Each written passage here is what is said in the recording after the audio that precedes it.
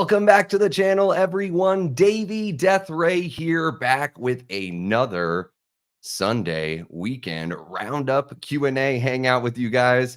How's everyone doing on this amazing Sunday? Gosh, there's been a lot of fun live stream activity here within the community. So I've seen a few of y'all, in some other streams just earlier, even today, as I was putting together everything. So great to see you guys. Just want to say what's up to everyone in the chat here. We got Lamontre Gillard in the chat. What's happening, Lamontre? And of course, Raymond Maliver. Hey, Davey, Pale Girl is keeping an eye out for you. Man, really awesome, creepy performance there by the Pale Girl, huh? We got Gary Blue Wolf 87 is in the chat. What's happening, Gary? Hope you're having a great weekend, my man. We've got Ashton Luck. What's happening, Ashton? Great to see you in here as well. And Cheesy Corn Pop with that amazing Dave McRae Vin DeSanti icon. Just can't get enough of that one. And we've got Big Rod coming back.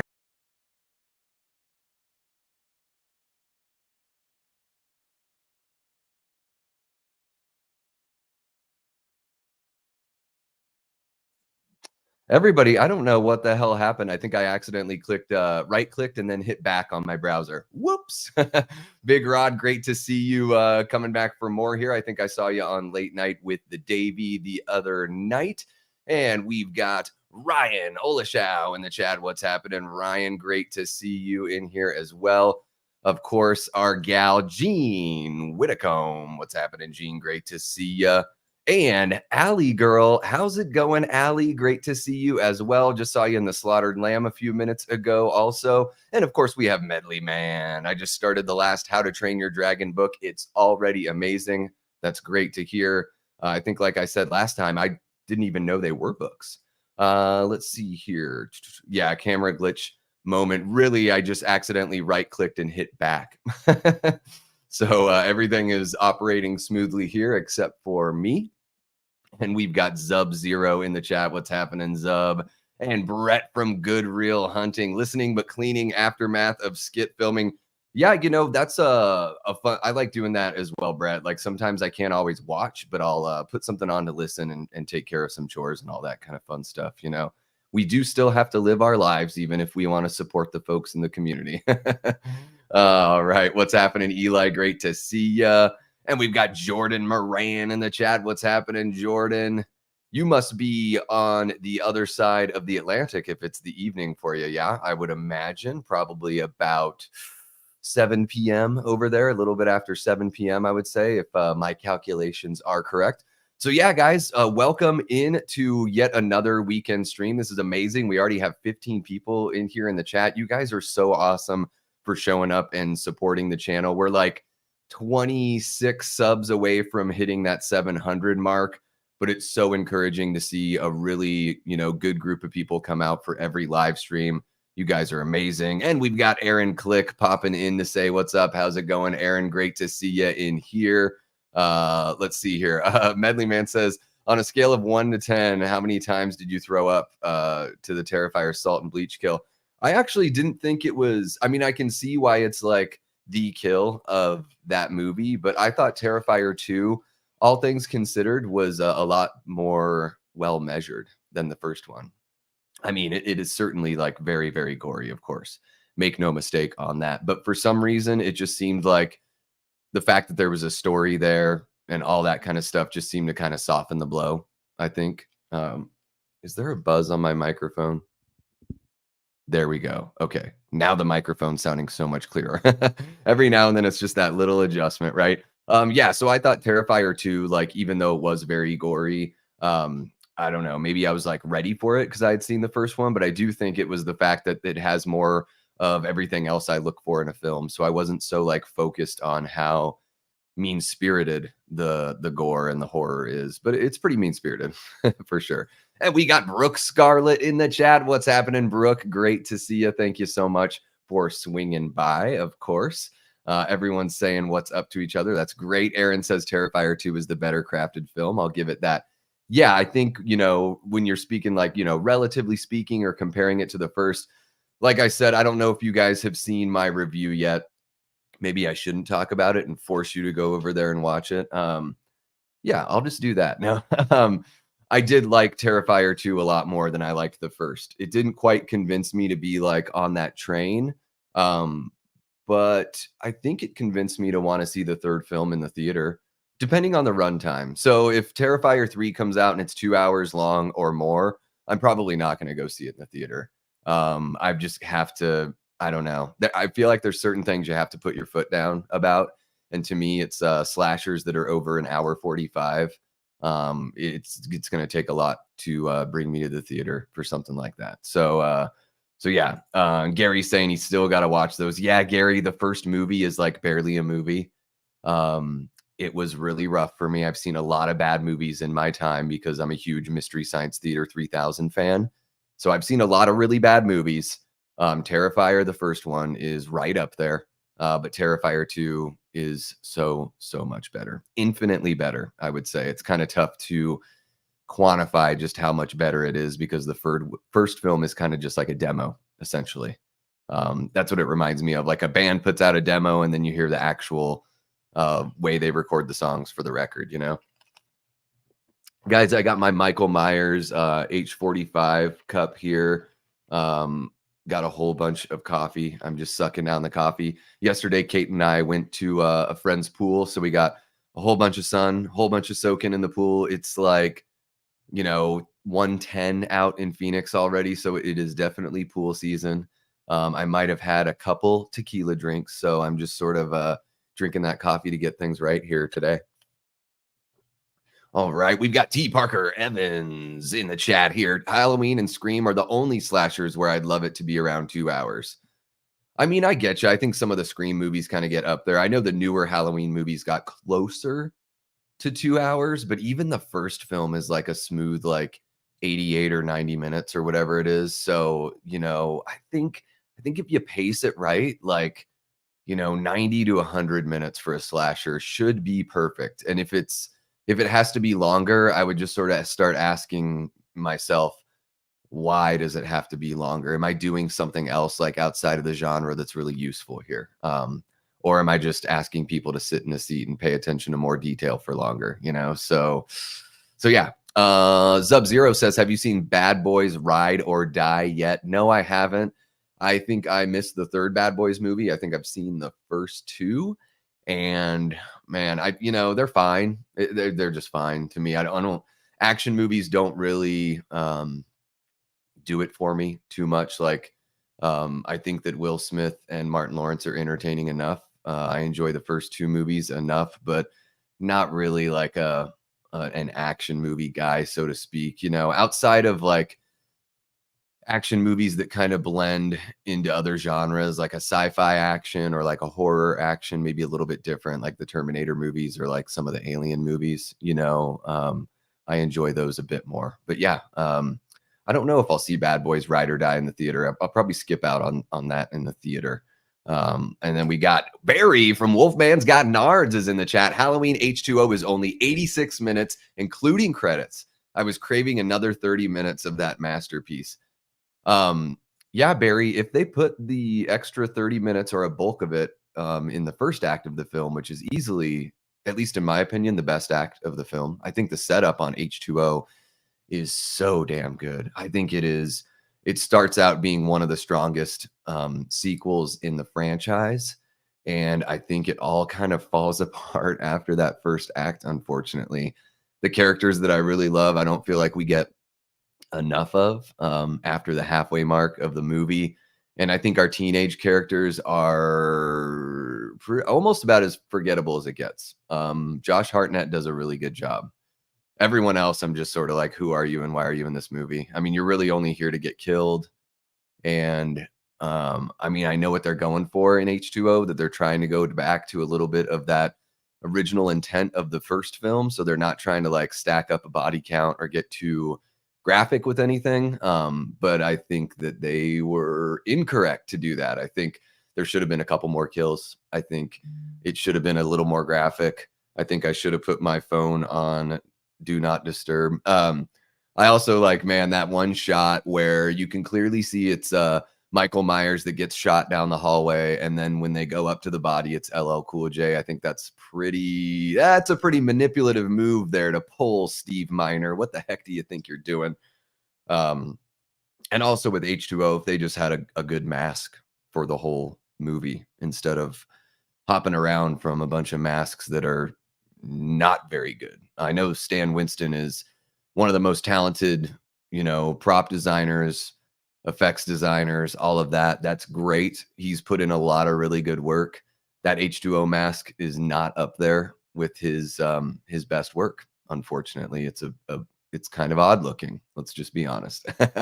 All right. Raymond says, I think Damien Leone said 3 will be under 2 hours. That's awesome. I want 3 to be right around an hour 45. I think it could easily be the best film in the franchise thus far if they, keep on growing as a crew the way they did with the second Terrifier movie. And then they, ride that wave of momentum into the third picture. I think that Terrifier 3 could be the best. Easily could be the best. Aaron says, I'm not a big action movie person either, but I love the last 4 Mission Impossible films. They're so good. I'm so confused with like which one is which for the Mission Impossible movies because they all like really feel so samey to me. It's American James Bond, I guess. I feel like a lot of them it's almost like that M. Night Shyamalan thing where like at some point you're like, okay, what's the twist in this one? Like who's the double agent? It's they're great pieces of American cinema and like I think what Mission Impossible accomplishes is pretty impressive. I just don't know if like you're kind of saying that the genre is really the thing for me, but I can certainly see how people enjoy those movies for sure. Let's see here. Barry says Fallout is the best Mission Impossible movie by far. See, I can't even like remember which one is which. Which one is the one with Philip Seymour Hoffman as the villain? Which one was that? I think J.J. Abrams directed it. I really enjoyed that movie. I thought his take, Philip Seymour Hoffman's take on the villain was really cool. Kind of gave me Goldfinger vibes, sort of like this nonchalant way of approaching, just like a calm, cool, collected bad guy. I love that. What's up? We got My Chunky Jordy in the chat. Love a little My Chunky Jordy here. H2O is now underrated since a lot of people like to bash it these days. Yeah, I think that I don't think H2O is really that bad. I just think I definitely think all 3 David Gordon Green movies are better. But I don't know. H2O is probably like middle of the pack for me. It was the first one I saw in the theater. I loved it so much when it came out. H2O was like right up there with the first 2 films for me for a really long time. And then the older I've gotten it, the more I've watched it. And then certainly having like the newer movies, it just sort of like, for me, kind of uncovers some of the things that they really could have cleaned up with H2O and made sure, that it would have a lasting impression, a little bit of a longer life. Let's see here. Mission Impossible 3 is the Philip Seymour Hoffman one. Okay, so they didn't have subtitles yet at that point. It was just numbers. Okay. Yeah, I really enjoyed that one. Gosh, was that the last one I've seen? It might have been the last one I've seen. Yeah, they really churn out those movies and kind of samey, I guess. Every time I see a trailer, I'm like, oh, another one of these things. Like, I don't know. Yeah, you guys will probably find the longer you hang out on the channel that there's just a lot of stuff that I'm just sort of like, middle of the road establishment kind of stuff. I'm just sort of like I'm not going to sit there and hate on it because I haven't watched it, but I'll probably just sort of ignore a lot of stuff that's like middle of the road mainstream. I don't know. I guess that's the punk rock fan in me and the horror fan in me, to where I'm just sort of like looking for the stuff that's a little bit on the outside that's not really getting that much attention. Yeah. What's up, Gory Tiger? Great to see you here in the chat. Welcome. T. Parker says, I used to have H2O very high in my ranking. Now it's ranked 6th. I still love it, but it has a lot of false, loud jump scares sprinkled throughout. Yeah. The first act, though, I do think the way they handle Laurie and everything she's been through makes so much more sense in H2O than it makes in Halloween 2018. 2018. And I love the setup, like with I think it's Adam Arkin playing Laurie's boyfriend. Like, I love that character so much. And the last couple times I've watched H2O, I'm just thinking to myself, like, man, this guy should have been in the movie more. I would have liked this movie a lot more if we got him sticking around. Even if you end up killing him and maybe he gets killed like in the final battle, like maybe he and Laurie kind of take Michael on for a little bit instead of him just having it's essentially the same kill that the clog nurse, the blonde nurse, has in Halloween 2. So it's like a repeat kill. It doesn't make any sense that Michael comes down from the bar. It's a really cool shot, like to see him coming down like one-handed from the bar, but the fact that you don't see him in the previous shot, like I know all movies have moments like that. I feel like H2O has so many movies where they are cheating or lying to the audience, and those are the things that kind of bug me the older I get. I don't know why. I'm a jerk. If Looks Could Kill is the real American James Bond. Is that the one that was like, was it Richard Grieco that was in that or something? Is that If Looks Could Kill? I feel like it's somebody like Richard Grieco. If it's not him, it's got to be somebody very similar. Stops cleaning, sir, give me H2O over ends. Well, yeah, I mean, yeah, certainly there are so many people that feel that way, Brett. Absolutely. I still think like if you put them side by side as far as like the visuals and the sound, I still think ends is going to beat H2O. But I totally get folks that love H2O. Can't blame you for liking any movie in the Halloween franchise. I know there are people that really like Part 5, and Part 5 is just like, oh no, for me, Part 5 is really rough, but some people absolutely love it. So Barry says, I'm scared to watch H2O again as it goes up every time any further and it'll beat H78. Yeah, I would say at that point, Barry, like maybe you do have a problem on your hands. Maybe it's time to check in somewhere. 'Cause I don't know how you could compare, what H2O does, in a more favorable way than what the original does, right? I mean, better music in the original, better cinematography, better mask. I would say, yeah, maybe characters you could sort of, I don't know. There's Loomis in the original Halloween. Loomis isn't even in H2O, so I think not having Loomis there is definitely a detriment. But I do, man, that first act of H2O is really, really fucking good. Really love it. Medley Man says people underrate H2O because they think that Michael faking his death doesn't have the same about aloof plot as him dying. Basically, resurrection changed nothing about the quality. Yeah, I don't really care about the faking the death thing. I just look at it like without that explanation thing. I just look at it on its own merits, and it's just faded a little bit over time. But whatever. I'm one of those weirdos that I have the David Gordon Green trilogy in my top 5. Halloween 4 isn't in my top 5. I really like Rob Zombie's Halloween 2. I think in some kind of weird way, you could watch the original Halloween and then jump right to Rob Zombie's Halloween 2 for like a choose your own adventure, like alternate universe sequel, which could be like, I think that's kind of a cool little matchup there. I really like that Halloween 2. Now you guys have heard me say it's so far from perfect, the Rob Zombie Halloween 2, but I do really like the chances he takes. And this whole stream now is essentially, forget even talking about what we've done on the channel this last week and what's coming up. We are now just talking about H2O, full bore. Here we go. Michael doesn't fake his death in H2O. He faked his death. His fake death was retconned in Resurrection. Okay. Yeah. You guys are great. Love it. I love seeing the interaction here. I love it. Look at you guys. The friggin' chat is just flying here. If Resurrection hadn't happened, H2O would be a more favorable film. Yeah, I think the ending of H2O would certainly be better. And you can still just like clip it off right there. I mean, that's the cool thing about the choose your own adventure way of the Halloween franchise is you can say technically that H2O is the end of that timeline. And then also you can say that there's a separate timeline that includes Halloween, Halloween 2, H2O, and Resurrection. So I think you can cap it off at H2O. I certainly think of it as a way better movie with Michael getting his head chopped off for sure. Yeah. And I'll just cap it on my H2O thoughts there because I'm pretty sure Barry and I are going to talk, get really deep into H2O over on Wolfman's Got Nards here sometime in the relatively near future. I'm not sure exactly when that's going to happen.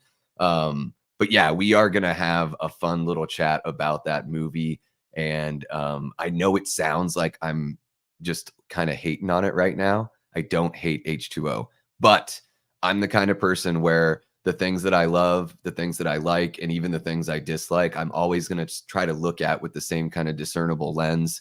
And I'm going to try to be fair as far as like things that work for me and things that don't work for me. I think you guys know that about me, and you'll just continue to get a refined look at how I judge films. And honestly, I'm a guy that goes back and rewatches a lot of movies. Every time I rewatch a movie, I walk away from it with a little bit of a different perspective. It's sometimes good and sometimes bad, sometimes both. Let's see here. We got Movie Misfits in the chat. What's happening, Chris? Great to see you, man. Yeah, be sure to click that like button, of course. And if you're not subbed to Movie Misfits, hop on over to Chris's channel, give him a sub. He has some exciting stuff up here on his channel. T. Parker Evans says, I'm also one of the weirdos who had the DG trilogy and Season of the Witch in their top 5. Yeah, Season of the Witch, I can't remember last time I did mine. If it is in the top 5, it's really close. I do really enjoy Season of the Witch. Absolutely. Vanderhoff says, what's up, Davey? Happy Sunday. Happy Sunday to you, Vanderhoff. Great to see you. Great to see you. Absolutely.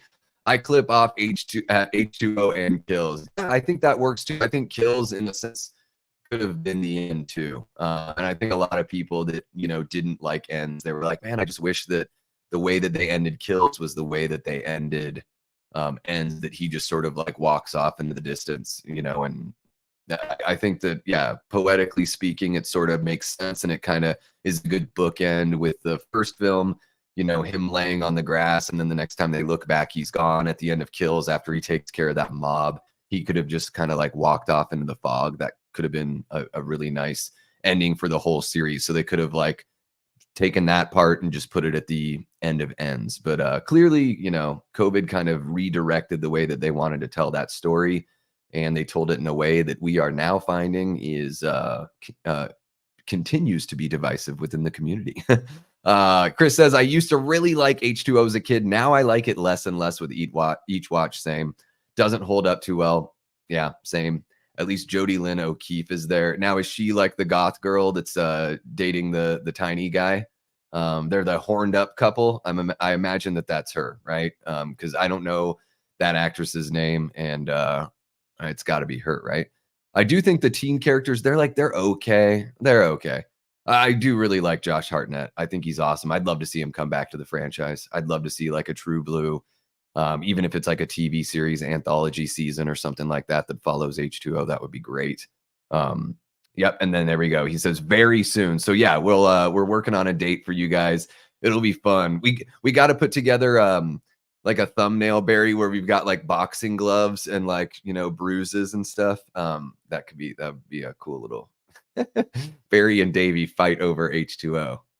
Yeah, it's like the nerdiest thing that you could fight over. It's going to be great. It's going to be awesome. Jordan says, Barry, we all know Michael was inspired by Lori faking her death, so he turned the tables on her. That's great. Wolfman in the house. Where's Wolfman? Oh, that Wolf. I thought you meant Robert the Wolfman. So yes, we've got Barry. Wolfman's got Nards. I thought I had seen Robert the Wolfman. I'm just all out of sorts here. Yeah, guys, I'm gonna cruise on over to XSplit here and just like really get through all the hullabaloo with the what we did this last week on the channel and what's coming up. And I'm also thinking about just sort of like kind of restructuring the way that we do these Sunday lives. So guys, I do need your input in the, oh, I'm glitchy. I'm sorry to hear that. Is it still glitchy? Let me know. That might be because I'm running through XSplit. So we'll just see what we can do. Man, it's still acting up. Okay, but it says it's better now. Okay. Yeah, I don't know if that's just me catching up on the chat or what's going on. What's happening, Jamie? Great to see you. Welcome in. We've got Chud's Corner. How's it going, Chad? Great to see you, my man. Yeah, guys, so I'm thinking about restructuring the way that I do these Sunday lives because, most of you guys are so good about tuning in for the streams and everything. So, as far as like, reviewing everything I've done on the channel, I don't think I really need to do that. I think I don't want to be like wasting your guys' time when you come in here. I want to be able to spend good time, good quality time with you guys. Spend more time like chatting with you and all that kind of stuff, and talking about what's coming up. And I also thought in my Sunday live streams, it could be a really cool opportunity for me to sort of give, like, instead of doing a whole bunch of pre-recorded reviews, I could just sort of give, reviews on things that I watched that previous week. So just kind of do, a live review, as it were, and then I can cut that and have it as like a video, a separate video on its own on the channel. But pre-recorded videos take quite a bit of time, and I really like going live with you guys, and I like spending time with my family as well. So I was thinking like, well, how can I, make these lives just a little more uh not so much retreading on things we've already done, but have some new material here for you guys and some new content. So yeah, let's hop on over. I'm gonna hop on over to XSplit and just kind of cruise through some of this stuff here. So guys, last Tuesday I was on Sledgehammer Horror. That was a lot of fun. We went over our top 10 kills in the Final Destination franchise, and Dice Roland was on that stream as well. It was great getting to know Dice, and looking forward to having Dice on Late Night with the Davey coming up here at the end of the month. So keep an eye out for that. I've got a link in the description below if you guys want to go check out that stream. It was pretty wild. So we each give our top 10. We go through, everyone takes turns. Whole bunch of, on the side chitter chatter that just got kind of wild and really fun. So check that out, guys, if you'd like. And then last week we had Nick Push and Destiny Faulkner on Late Night with the Davey. That was a blast of a time. Kind of reformatted Late Night with the Davey to just have the two guests, so we can spend more time with each guest and more time with you guys in the chat, getting to interact with them as well. So that was great. We're gonna have, I'm sure you noticed if you hopped on over to the channel, that I've been snipping out the full interviews and uploading them as separate videos. So I'm going to be uploading Nick's today, and I'll upload Destiny's tomorrow. So that way, if you guys want to revisit that interview, it'll be there, just clipped out of the show. And then what else did we do here? We did a trailer reaction for the second trailer for Maxine. That was really fun. That movie looks like a really good time. I mean, the nostalgia trip to the 80s is massive there. I can speak to that as somebody that was born in 82. And I mean, I remember the 80s a lot because I had siblings that were in high school. So, their friends coming over, the music and the movies were just so much more saturated in my life, probably, than it would have been if I were like an only child, or if I only had a sibling that was like close to my age. So having, siblings that are 10 years older. So it was, it's really, there's just a lot about that decade that I remember. And I see a lot of that here in this trailer. And then, of course, man, the trailer of the friggin' week for me was this Alien Romulus one that Fede Alvarez, in my eyes, just can't do any wrong as a director. I love the intensity that he brings, and I love how he's able to show respect for the source material and do a really good approximation. I mean, his Evil Dead film is arguably the best film in the franchise. Now, it's my personal second favorite in the franchise to the original, but I do think that you could make the argument that his Evil Dead is the best in the bunch, and not a remake, but the best in the bunch.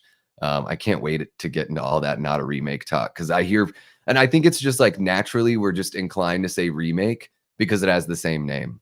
And I guess maybe at the time, if they didn't know that it was going to be a success, maybe in some of the publicity they called it that because they didn't know if it was going to turn into something else or not. So that could have something to do with it as well. But it's a sequel with the same name. Well, almost the same name, because the original is The Evil Dead and the 2013 movie is just Evil Dead. So kind of exactly there. More of a reboot than a remake, but also just a sequel. And then, guys, Terrifier 2. Finally put together my thoughts on that one. I enjoyed it so much more than the first film, which we kind of got into at the beginning of the stream here. Yeah, that was quite the experience. Didn't feel as long as the original. I really enjoyed this one. I do think, even though it's 2 hours 15, they could have easily trimmed like 15 to 20 minutes out of this movie. I mean, that dream sequence that she has when she's on like the kids TV show, that scene's really long. I don't know if that scene needed to be like 12 to 15 minutes. I feel like that scene should have been like, go watch a Nightmare on Elm Street movie and do that scene in like 4 or 5 minutes max. Little stuff like that, it's all in the edit. So, go check out that review for Terrifier 2, link in the description below. If you haven't seen that yet. And same thing goes for Late Night with the Davey episode 4 from last week. There's a link down there as well. So yeah, guys, let me hop back over to you all in the chat. I know I've been ignoring everybody. This is great though. You guys are just chit-chatting with each other. I love it.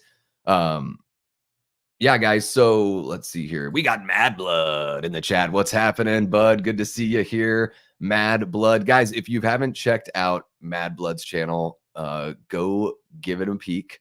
Really good horror content over there as well. Kind of a little bit of a similar vibe. It's cool when you see something pop up on YouTube and you're like, wow, without really, having known that we're both doing something that's, in a relatively similar vein. So it's really cool to see that. Probably have to get you on Late Night with the Davey here at some point, Mad Blood, if you're interested in doing something like that. So just let me know in the chat below, or in the chat over to the side, as it were. Yeah, guys. So, little change with Late Night with the Davey, like we had talked about, bringing on the 2 guests.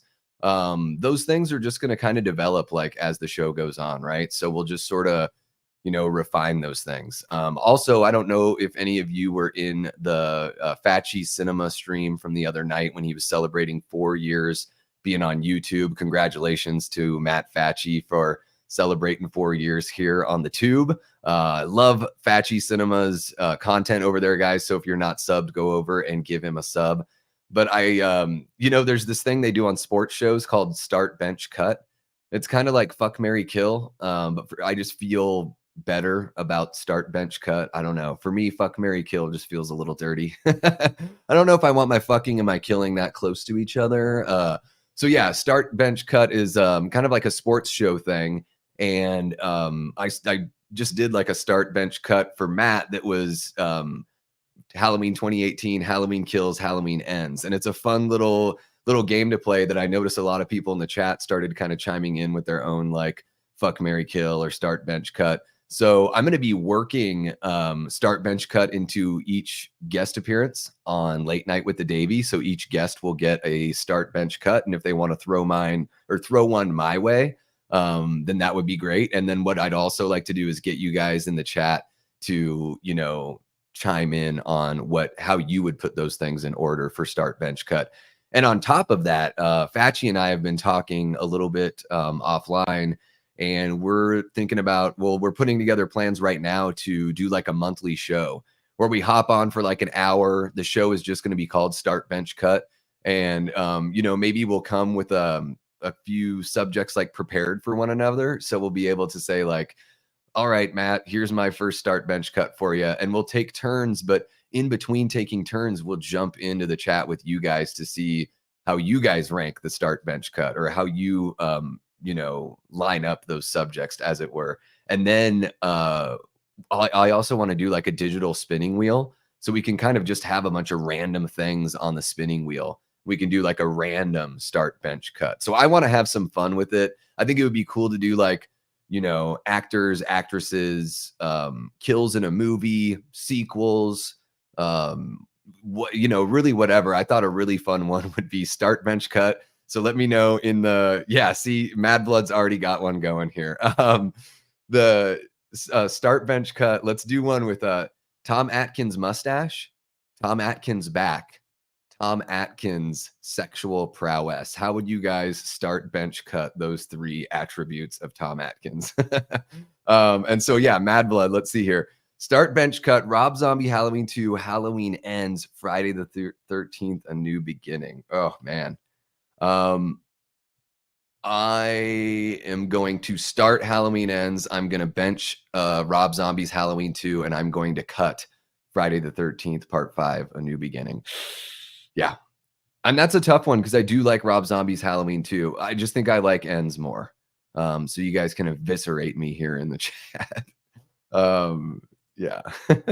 Watch the first two. Are you guys talking? Oh, here we go. As someone who's not into sci-fi and haven't seen a single Alien film, but wants to see the new one, which ones should I watch? Yeah, I think Chris has it.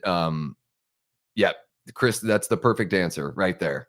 So I don't even need to add anything to that. What's really cool about Romulus is like there could be a sequel to Romulus that could still be between the first two movies. So they can like bridge that gap. And maybe that's like the right way to do like, well, the right way to do like a prequel to something like Aliens is have it be a sequel to something else. So that way we're not trying to explain things that we already know. We're just kind of like filling in some gaps, which is something that maybe a series like The Evil Dead could start thinking about doing that as that universe expands. Because now we know that within the Evil Dead franchise, there's 3 volumes of the book. So now we can kind of tell stories with with one of those books in any country or any time. Like I think that that would be a fun way to go. Let's see here. Tom can definitely pull those nurses. Every chick that he interacts with, I mean, Chalice is just the man. Like, you know, I mean, who can play grab ass like that and just get away with it? It's like he's friggin' Bill Clinton in that movie. He's just the chicks love it. Start the stash, bench the prowess, cut the back. His back is massive. There's that one shot in Halloween 3 where he's like really getting on top of Ellie and he just eclipses her entire body with his massive back. It's the back that keeps on giving. Sometimes I call him Tom the Stash Backkins. Yeah. Start bench. Jamie says start bench cut. A little sports centric, but I get it. Yeah, I guess I don't know. I think it's kind of cool. I am a big sports fan, so I think it's kind of cool to blend those two and sort of I don't know. You know, I can be a pretty vulgar person and all that, but fuck Mary Kill just seems like so calloused to me. I'm just like, it just seems so mean. I don't know. I like it's funny that for whatever reason, out of all the wild shit that I'll say, fuck Mary Kill is somehow that's where I draw the line, guys, is I just don't feel comfortable. Jamie beat me to it. She deserves the credit. Oh, I totally missed it. Yeah, totally missed that. Oh, yeah, there it is. Oh, there we go. All right. You guys are good. You guys are good at holding me accountable, right?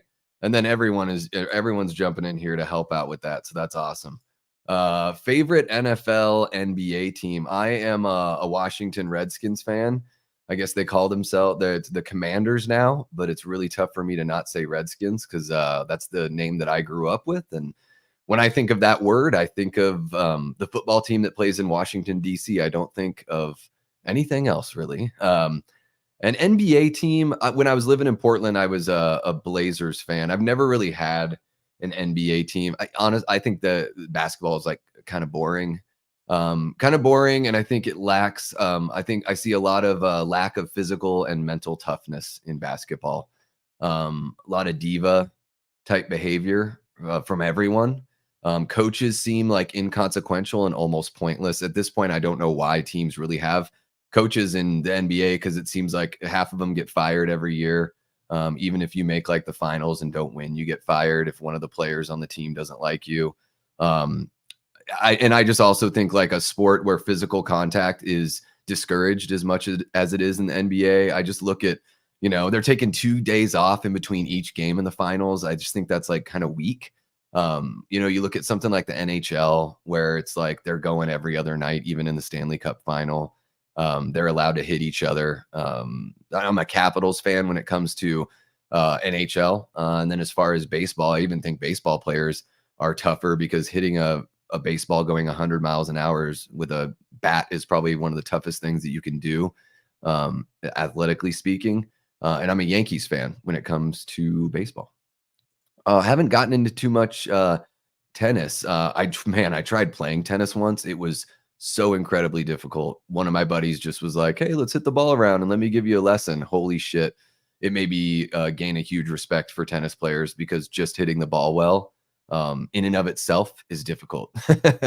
Big Rod says maimed, murdered, made it. That's your version of the start bench cut? Medley Man says, I just realized you have Jason Goes to Hell at bottom 2 Friday films. Why? We just have to check out the ranking because I explain it all in the ranking, right? I think what it is it just seems like so far out of the realm of everything else when it comes to Jason. Was it bottom two? I thought Freddy versus Jason was bottom two. Maybe not. Maybe not. But Jason Goes to Hell, there's certain aspects of it I really like. But a lot of like where they took the story, I just felt like, man, at this point, this is how we're trying to explain it. We're trying to turn it into like an Evil Dead thing when Jason is like, it's very clear that Jason is not a Deadite and not anywhere close to being a Deadite. So while as a Evil Dead fan, it's kind of cool to see those artifacts in the movie, it doesn't make any sense because he's not a Deadite. I mean, the thing about Deadites is Deadites talk. Deadites go back and forth from looking like they're possessed to looking like they're normal so they can toy with their future victims. It's like a huge thing that the Deadites have.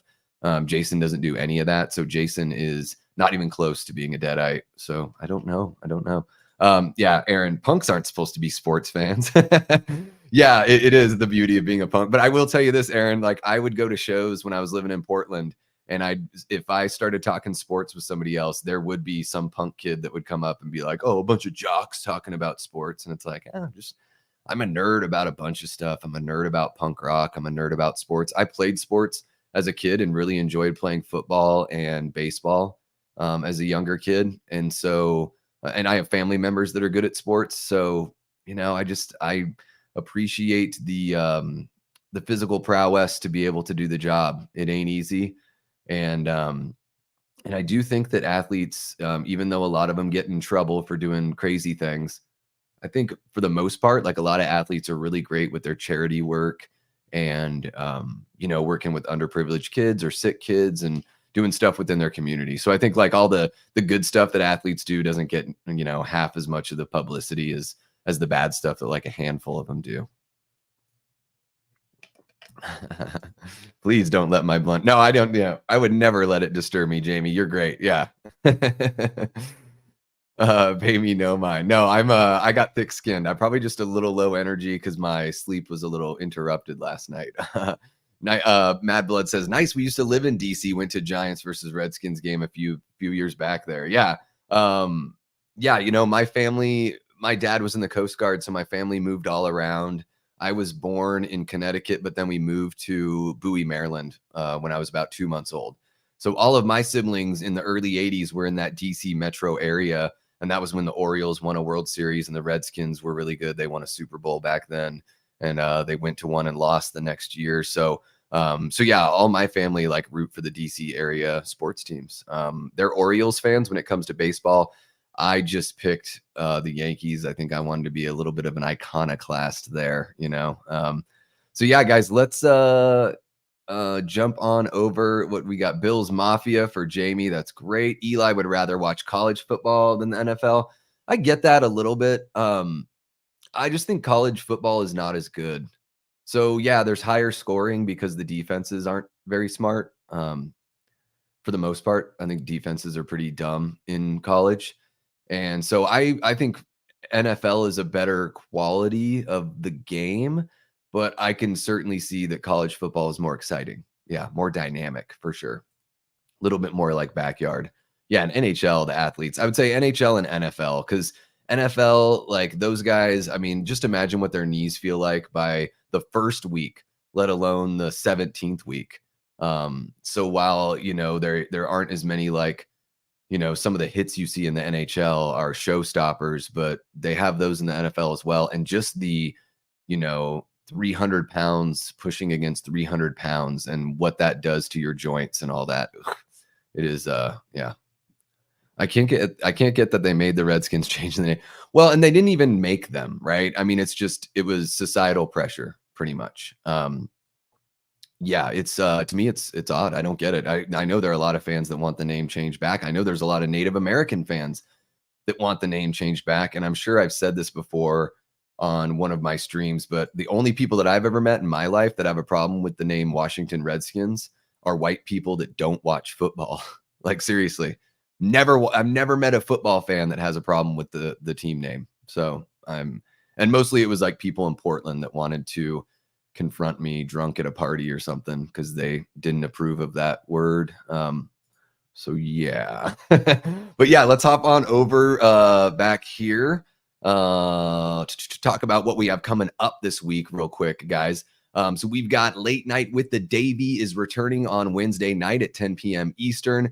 This one, we've got a couple heavy hitters. We've got Christian Hanna from over at Planet CHH coming in at our first guest slot. So he'll be jumping on at about 10:15 Eastern. And then we've got Ken and Ashley from Sledgehammer Horror as our second guest coming on right at about 11 p.m. Eastern. Really excited to have these guys on the show. I mean, every week has been so amazing for Late Night with the Davy. You guys have certainly made sure that that's maintains to be true, because the amount of people that were in the chat and watching the stream last week was amazing. It's so awesome to see all you guys popping in there. And, hopefully just every show it grows a little bit, right? And more people find the channel. You guys let people know about folks that would enjoy what we're doing over here, so they can subscribe and catch everything, that's coming their way. And this one is a big one. I've been watching Christian for a really long time. I really love his content over there, and just like the kind of hanging out with a friend sort of feel that you get from his lives and even his videos and his shorts. It's just a really warm kind of feeling that you get from his personality. So really looking forward to him popping in here on Late Night with the Davy. He's also been instrumental in getting us some really big like sub boosts by sharing the channel with over on his community board there on YouTube, and also giving us a shout out during a couple live streams. So he's been so supportive and awesome. Ken and Ashley have also been really supportive and amazing. I've been on their channel a few times, with the latest one being just this last Tuesday, and hopefully that interaction just keeps on going. The great thing about collaborations is you can feel who you really vibe with. And I haven't felt any like odd vibes with anyone that I've collaborated with. So the way that I kind of look at it moving forward is, all right, well, when's the next time we can do something together, and kind of just pass it back and forth, like one time on your channel, one time on my channel. Like, let's just, or when we have something like relevant to talk about that we're both into, just kind of like I've been saying lately on the channel, let things like naturally cultivate, like you don't have to force anything. But when something gets announced that, like with going over to Barry's channel to talk about H2O, that's great because we both really love Halloween and we have different feelings on that movie. So it's the perfect thing to go over there and talk to him about H2O. Or trying to think of what we have coming up here. Oh, in August, I'm going to be hopping on with Lee from Drum Dums and Nick from the Lost River Drive-In, and we're going to do a 15th anniversary celebration for Rob Zombie's Halloween 2, because we all really enjoy that movie. So, just doing fun stuff like that. And yeah, Allie brings it up here with Nick Push being on the show last week. I found out that Nick is a huge Prowler fan and a huge Changeling fan. So Nick and I are talking offline about putting together a video about the Changeling, which is one of my favorite horror movies. I don't know if he knew that, because when I asked him about movies that he'd like to see come back and make a return, he dropped the Changeling, which to me was genuinely surprising, because I know that people do know and appreciate the movie. I don't see that many people talking about it though. So it's always nice when you hear those, those names brought up, because, the Changeling, I think if you're somebody that likes slow burn movies, or you like haunted house movies, or you're a fan of like Ty West's earlier work, then I think something like the Changeling is right up your alley if you haven't seen it yet. And yeah, Eli's already looking forward to the next show. We got Antonis in the chat. Just wanted to pop in and say what's up to Antonis. I think I missed his hello. Boom, there it is. What's happening, Antonis? Great to see you, man. Welcome to the chat. And we got Necromechanimal. Is that how you say that? Necromechanimal. That is a awesome screen name right there. I can't believe I got it right the first time out of the gate. The next few late nights with the Davy, or Late Night with the Davies, are going to be killer. There it is. Yeah. Thank you, Raymond. Really appreciate that. Yeah, we're all booked up through the end of June. So I'm already reaching out about the show that will be on the 3rd of July. I'm going to try to, oddly enough, 3rd of July, I was like, it would be cool to have 2 international guests on for the 4th of July celebration. Like I'll be the only American on the show. How about that? So I reached out to Chris Stanley. You guys might know him as Cosplay Chris. It sounds like he's good to go for the 3rd of July, and then just waiting to hear back on the other person that I invited, and we'll see what they say. Raymond also says Ken and Ashley are the best. They're always there for you, whether you're up or down. Yeah, they have an awesome vibe over there. Really good community feel at their channel. Very welcoming to everyone. And yeah, Raymond, I think I know exactly what you're talking about from that stream on Tuesday. Yeah, they're so kind-hearted and sweet to everyone. And yeah, I hope that, in a way that this channel can be, the same kind of thing, just a place where you guys can come not only for entertainment and conversation and fellowship with with our fellow horror nerds, but also a place to come if you're feeling down. And then also, like, please, I know maybe it's been a while since I've said it on a live stream, but if you guys, ever need somebody to talk to, maybe it's tough to talk about some things or more serious things with people that are like really close.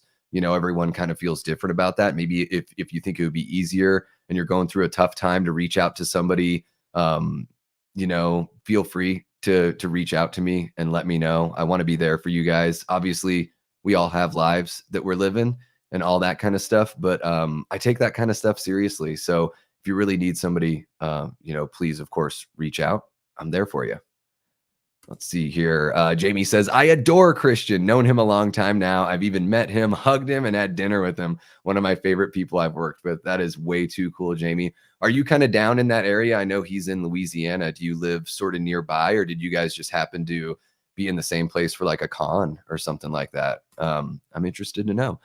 Big Rod said, I found you through them. That's why collabs are the bee's knees. Through Sledgehammer Horror. Yeah, I think I saw you, Rod, over on the Final Destination stream. Yeah. You should have a couple of English guests on the 4th of July show and throw insults at him. Yeah. And the English thing, that's the tough one, Aaron, because they're like 8 hours ahead of us. Those are the toughest guests are people in the UK for late night, because it's like the worst possible time for them. For Chris, because he's in Australia, he's like 17 hours ahead. So he's like, so 10 p.m. Eastern is like noon, I think, for him the next day in Australia. So it'll actually be 4th of July for him in Australia at noon to be on the show. So it's kind of crazy how it works out that way. Yeah, my chunky Jordy says, don't forget to hit that like button, people. Of course, I need all the help in the friggin' world. We're so close to 700 subs. Do you think you guys can get me there today? Do you guys think you can shout it from the rooftops? Share the channel on Twitter. Share the channel in a story on Instagram. Just get a little love out there for the Davey Death Ray channel. Let's see how close to 700 we could get today. That would be amazing. I really would love to hit 1,000 by August, and I think we're kind of off target there. Let's see if we can pick up some of the momentum, and I need you guys to do that, because if I just overshare, the algorithm doesn't help me, right? So if I share every little thing as its own picture on Insta, they're going to start burying what I'm putting out there. So I need you guys, out there doing the missionary work, as it were. I need you knocking on the digital doors of your pals. Medley Man says, did you decide if you were going to do one of those tier lists that the chat could rank? Yeah, that's, I think, Medley Man, that's another thing we could work into the Sunday weekend roundup. Yeah, I think moving forward, starting next week, I'll do a little bit less of like the catching up on everything we've done. I'll do more of like a quick section at the beginning talking about what's coming up. And then we can get into we can have like a start bench cut section. That would be kind of fun. And then we could do something like these tier lists, like one or like maybe just like one tier a week. So that way I'm not like, rolling through every idea every single week, but something a little bit more interactive for you guys. Absolutely. Yeah. And let's see here. I just kind of want to get through the rest of this. So Intruder, that review is coming for Intruder. Kate and I watched that last week. I really wanted to shoot the review this past week, and it just didn't end up working out with our schedules. But I would imagine we'll probably shoot that later today or maybe even tomorrow. So that's going to be the next pre-recorded review. That will be one with Kate and myself. So you guys will see the return of Kate. And then next Friday, Speaking of the Prowler, I'm going to be over on Facci Cinema. We're doing a live watch along of 1981's The Prowler by Joseph Zito. You guys know him as the director who put together Friday the 13th, the final chapter. Easily one of the best in the franchise. I think for a lot of people, it is their number one ranked. And Tom Savini effects. So really good shit with the Prowler. It is my favorite one-off slasher. For me, it doesn't get any better, as far as a slasher that never saw a sequel or a reboot or anything like that. I think the Prowler is primed. I'd love to see this character come back with a reimagining, and then even if it's just one sequel after that, it would be cool just to have like kind of a two-parter. So I'm really looking forward to this one. I'm actually going to rewatch. I've seen the Prowler, maybe 3 or 4 times in my life, but like the first time I saw it was probably like 5 or 6 years ago. Didn't really 7 or 8 years ago, maybe. Didn't really know anything of it, but started hearing some murmurs and some good stuff. Checked it out. Absolutely loved it. I'm going to rewatch that today and take some notes. So that way, while we're doing our watch along, I've kind of got like some little IMDb factoids, some like nerdy stuff to mention. And I really want to make sure that while we're doing the watch along, that we're also engaging with you guys in the chat. So I think that'll be a good way to keep that engagement up, will be to, have some notes and some things to kind of bring up there. So I would say if you're not familiar with the movie, maybe hop on over to Shudder and give it a watch before you hop into the watch along. That way you can kind of, pay attention to our silly asses instead of the movie so much, right? So guys, let me know in the chat what you think of the Prowler. I'm interested to know. And we got Jamie Hart. I thought you were going to say you saw him in the cinema. You've seen everything. It's true. Yeah. Yep. I saw Planet CHH when it was in the theater.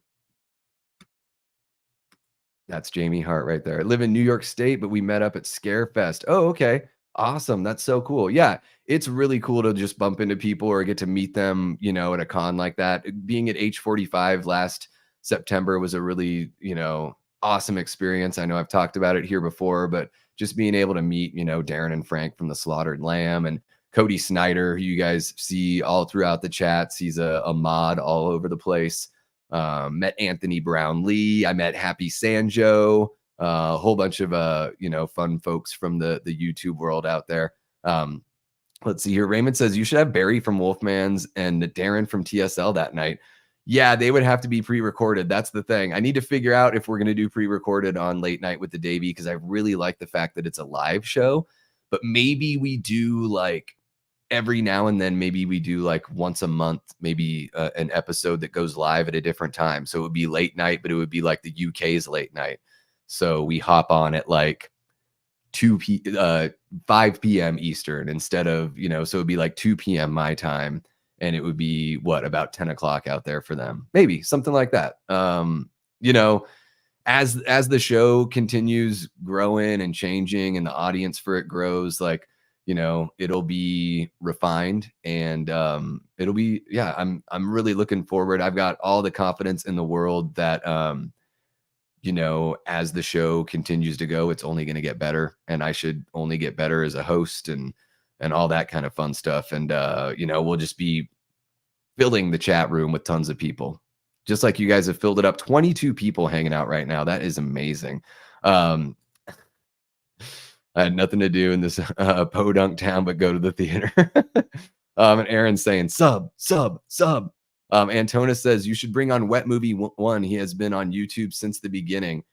Yeah, maybe I will. I saw him at H45, but didn't bump into him. Or you know what I mean? Like didn't like have a chat or anything like that. But I certainly saw him out there covering stuff for sure. Necro Mechanimal says, what's your favorite horror character or one you identify with? I make Photoshop edits and will gladly make something for you to help promote on my IG. That's amazing, Necro Mechanimal. Favorite horror character? Gosh, Michael Myers. I love Michael Myers. Halloween is something that I'm a massive fan of. I'm also a huge fan of The Evil Dead. So I don't know if you wanted to do like a mashup of like my face, Myers mask, or my face is like a Deadite, like that would be pretty cool. And as far as like Deadites go, I mean, my favorite Evil Dead movies are more like the serious ones, like the original film and the 2013 film are my two favorites. So you know, if you're looking for added inspo, that will work. That's too sweet. Thank you so much, Necro Mechanimal. I appreciate that and look forward to seeing what you got. My Chunky Geordie, yeah, the opening of The Changeling is really heartbreaking. I really love that movie. I don't want to say anything because I don't want to spoil it for anyone that hasn't seen it, but it's well worth watching. Eli asks if I have a big physical media collection. When it comes to movies, like pretty decent. I haven't held on to everything as I did a lot of moving in my 20s and 30s, so I didn't hold on to every little thing. Like if I ended up upgrading to Blu-ray, I might have gotten rid of some of my like DVDs and stuff. If I have like a special edition DVD, like I've got that 4-disc Dawn of the Dead box set from 2004, like I held on to that. I held on to my Evil Dead DVD that's like, it's like the actual book, like the foam Book of the Dead version. So like special editions I held on to. Really for me, Eli, physical media wise, my wife and I have over 550 records. So we have a bunch of like vinyl, a bunch of box sets, older vinyl, newer vinyl. She collects a lot of country and a lot of like older rock and roll. She's a big Rolling Stones fan, but she's also like a big Eric Church, Willie Nelson, Johnny Cash fan. So we have a whole bunch of that in there. She's a big like Jack White and White Stripes fan. So we have a whole bunch of that. For me, I think the bands that I have the most of would be like John Carpenter. I've got a big section of John Carpenter's music, big section of the Descendants. They are one of my favorite pop punk bands of all time. I think the Descendants are a band that everyone should listen to. They're the antithesis of when people think that punk rock is music played by people that can't play their instruments. Go check out the Descendants and you'll find out very quickly that holy crap, it's like a prog rock band that decides to play punk rock. So really fun stuff from them. I'm trying to think of who else I have a lot of Saves the Day. I really like them as well. So yeah, as far as physical media goes, that's where it's at. I also like to collect, posters and stuff like that, as you can see. Antonis loves Facci Cinema. Hell yeah. Big Rod says the Prowler is one I really enjoy. Hell yeah. I love the friggin' Prowler. The Prowler is so underrated, says Jamie. Thank you. I think it is, My Bloody Valentine is really cool and all, but, and I enjoy it. I don't really have anything to say negative about My Bloody Valentine, but I'm like, man, for how much like love My Bloody Valentine gets, like, where's the love for the Prowler? Because I think the Prowler is right there, maybe even a little bit better. I mean, in my opinion, it is better than My Bloody Valentine, but they came out the same year. They're both revenge whodunit slashers. And to me, they were both like hugely influential on Thanksgiving, which is one of my favorite slashers that I've seen in the last like 20 to 30 years. All right, Raymond's got a good question here. Is there a movie you don't like that Kate loves and vice versa? Yeah, Kate's really into not that I don't like them. She really loves the Harry Potter movies. I think they're okay. I think a few of those Harry Potter movies are really good. She's really into the Pirates of the Caribbean movies. I think the first one is really awesome. Like the first Pirates of the Caribbean movie to me almost plays like it could have been an animated film. Like the actors that they choose, the set design, the costume design just reminds me of the older 80s, 70s and 80s like animated Disney movies. I love that first Pirates. The sequels to me have pretty diminishing returns, but I think they're like fun popcorn movies. But I think like the story and everything in that first movie is like it's a really good one-off Pirates movie. And I don't know if it necessarily needed to be a franchise as far as story goes, but what the heck do I know? Because those movies make a shitload of money. And then vice versa. I mean, Kate won't watch Black Christmas or like Child's Play. We put on Dead Alive, which is one of my favorite zombie movies. And about 10 minutes in, she was like, I don't know if I can watch this. But she's a really good sport. Like there's a lot of stuff, like she can watch The Evil Dead, doesn't have any problem with that, but I think Just certain things don't really jive with her. The creepy doll with Chucky, and then the phone calls in Black Christmas. If it weren't for the prank calls, the dirty calls in Black Christmas, I think she would be able to watch it. But yeah, I think that pretty much answers that, right? Damn, forgot the question mark. That's all right. That's all right. I read real good, Raymond, so I noticed that it was a question. Alley Girl says, "Love the Prowler, so dang good." You are absolutely right. Have you seen the horror movie, The Girl Next Door from 2007? No, I have not seen that movie. What did you think, Antonis? Is it worth watching? Medley Man says a good way to not exhaust the tier list idea is to pull out the movie ranking ones only after you've already ranked those specifically movies in a video. Okay, gotcha. Yeah, I think that what I'll do probably with the tier list is we'll get just, the franchise rankings will just be their own thing. And then maybe with the tier list, it'll be, like Brett and Brad over at Good Real Hunting did a really fun one the other day. That's like tier list for sequels. So you're just talking about like direct sequels to franchise starters. I think that's like a kind of a fun way to do that. So then you've already done your ranking for like the series itself. Now let's jump in and be like you bring up with Friday the 13th, like let's rank how Jason looks in each movie, right? So then that way it's not a total rehash, because I think Jason looks amazing in The New Blood, but The New Blood is at the bottom of my ranking, right? So it'd be kind of fun to do stuff like that. Yeah. Big Rod says, I watch The Prowler twice a year, at least. Same with The Burning. Early Tom Savini was on point. Absolutely. And yeah, because Matt is doing like a summertime, slasher series. I think most of them are going to be like camp slashers.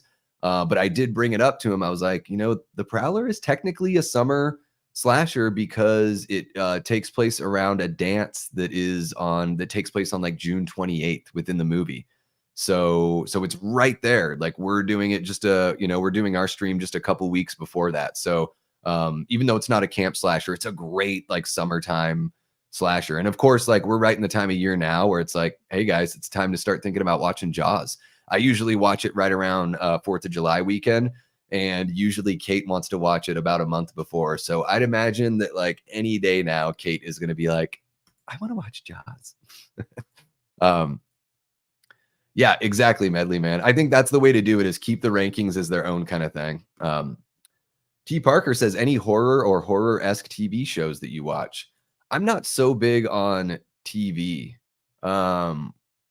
but the ones that I really love are like the Twilight Zone. I love the original Twilight Zone. I haven't seen any of the reboot stuff, but I love that original series. Those are really good. I'm trying to think of, Buffy the Vampire Slayer. I really enjoyed that for the most part. There's some stuff in Buffy where it kind of, a couple shark jumping moments. And I think there's like when she's in college, I don't know why she has to have a boyfriend all the time. The one boyfriend she has when she goes to college, that's like poor man's David Boreanaz. I can't even remember his name right now. That's how forgettable he is. And he wasn't a very good actor. Horror, like TV shows, I don't know if like the acting is really like up there to that level for me a lot of times. And I think with TV, they just string you along. They don't get to the point. I like how movies have to tell you within like an hour and a half to 2 hours, they have to give you that story, even if it ends up getting followed up or the movie is part of a grander series. Like that movie itself still has to have a beginning, middle, and end and a resolution. Even if there is some sort of hangover, some sort of cliffhanger, there is still some of the plot resolves in some sort of way. So TV is kind of lost on me. Like I do not like The Walking Dead. I think the first season's okay. But then I felt like the second season was kind of like a rehash. Same thing with like Stranger Things. Really enjoyed the first season. And then right at the beginning of the second season, they've like taken it all the way back to where you're basically restarting. And I just felt like that's kind of like you're wasting my time. So hate to be a jerk about TV, but I kind of feel like TV's just sort of however, like when it comes to like maybe these Halloween series or like the Hostel series or something like that, maybe they can find a way to be creative. I think another way too is like, limit your seasons to like 8 to 10 episodes. Don't try to give me a whole like 14 episode, 24 episode nonsense, Yeah, Jamie, that's a great idea. You could do Late Night with the Davy extras.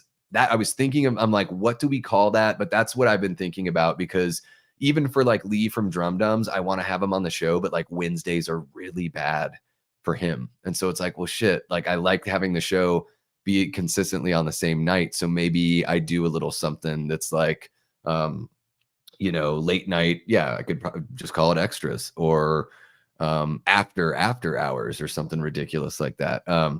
My Chunky Jordy says 8 hours ahead at your 10 p.m. is 5 a.m. for me. I just watch the replay as yeah, and that's awesome that the replay is there. I really appreciate you guys that check out the replay, because YouTube will kind of bury the lives after, once they're done being live, they get a little buried. So everything that you guys do to go back in there and watch the replays is awesome. Once I get caught up with like putting out the individual interviews like cut out, then it's probably going to be like right after the episode airs, like the next day, I would just probably drop both interviews. So that way, Jordy, if you end up waking up the next day and you're like, I could watch like the 2-hour show, or I could just watch like the hour and 15 to hour and a half of just watch the interviews, taken out. So yeah, just want to give you guys those options and help give the show like a little bit of a second life, My hero of the day as well. Gene has not seen The Prowler, don't have Shudder, so you can't see it.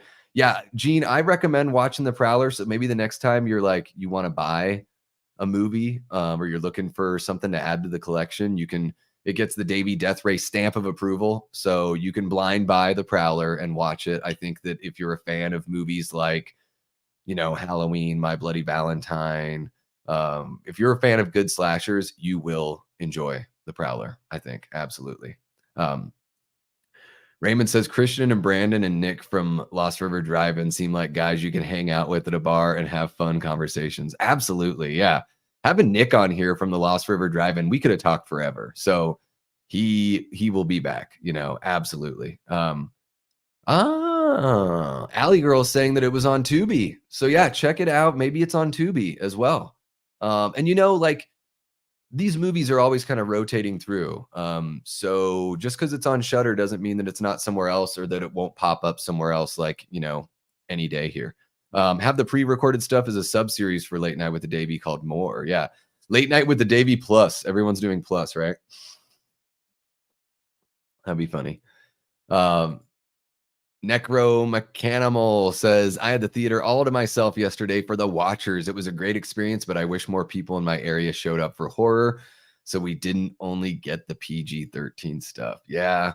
It's incumbent on the filmmakers and the studios to make sure that they make really good movies and get our butts in the seats. It's not, certainly not the audience's job just to dole out the money, right? So there's a balancing act there. I've heard that The Watchers is really, really good for about the first 2/3, and then it kind of falls apart in the third act, which unfortunately is what I think like a lot of M. Night Shyamalan's movies do after like his first 3 movies start to kind of fall apart in the third act.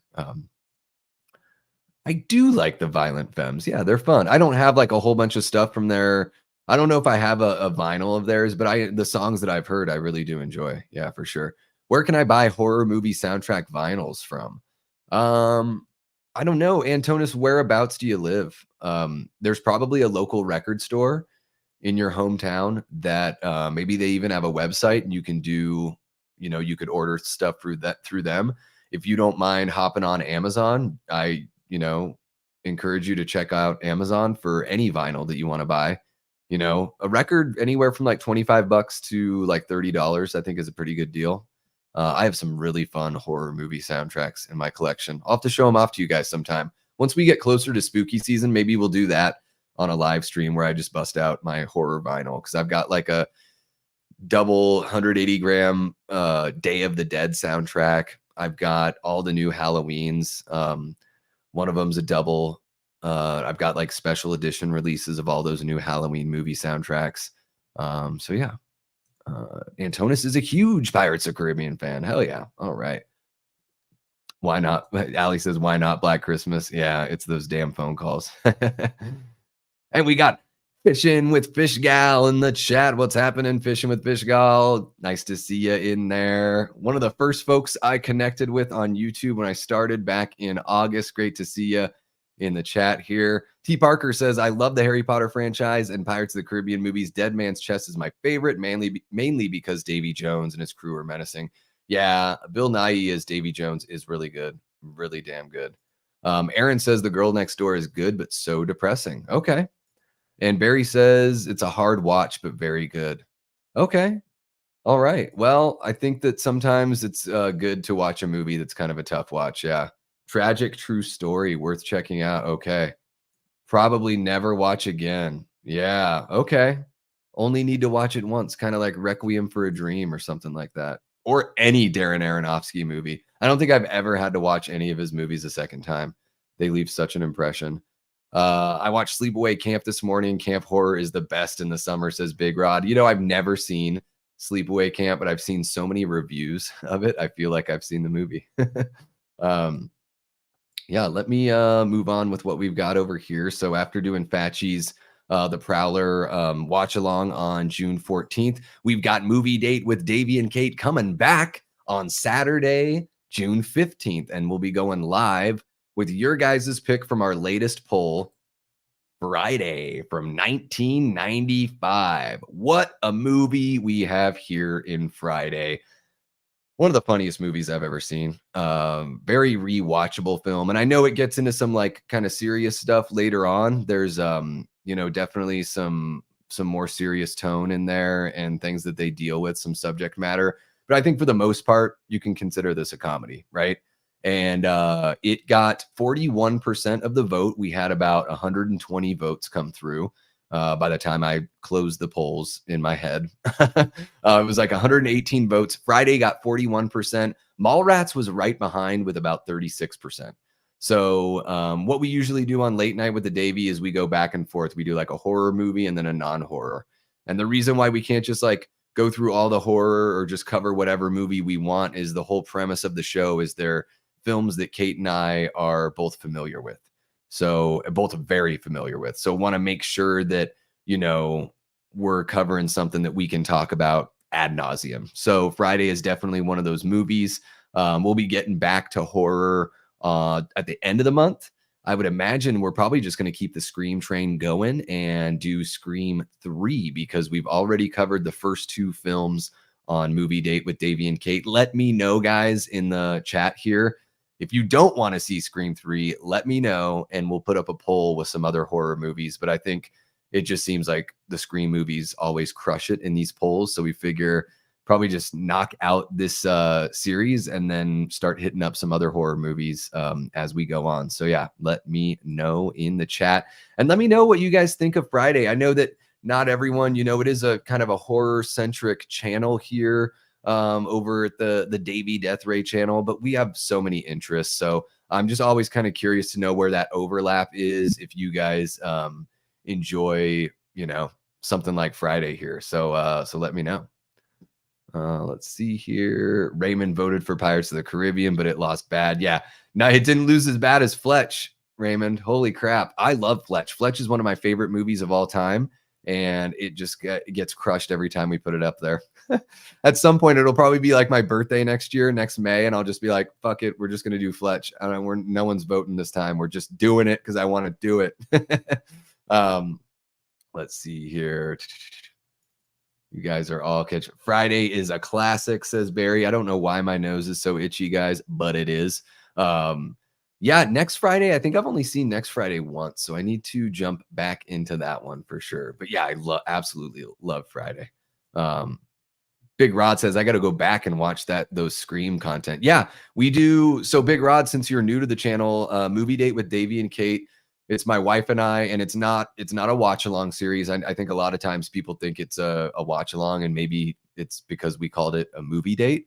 But really, what we do is it's like a stream of consciousness, like open form discussion about a movie. So in a sense, we're kind of reviewing the movie, but we're also sharing like our first time watch experiences. We're also inviting you guys, you know, since it's a live stream, we want to know what the chat has to say about their first time watching those movies, and then just like how your feelings have changed, all that kind of fun stuff. So yeah, go ahead and hop on into the live section on the channel. You can catch up on some of that live content. And then yeah, the late night with the Davey, or the movie date with Davey and Kate shows are really fun. You guys are amazing in those chats, and it's really awesome to see that you guys really enjoy watching us as a couple do that kind of thing. It took me a while to convince Kate to finally hop on with me, as I'm more of the, yeah, I want to like blah blah blah all the time about everything, whereas Kate's just a little more reserved. But it's so sweet to be able to share that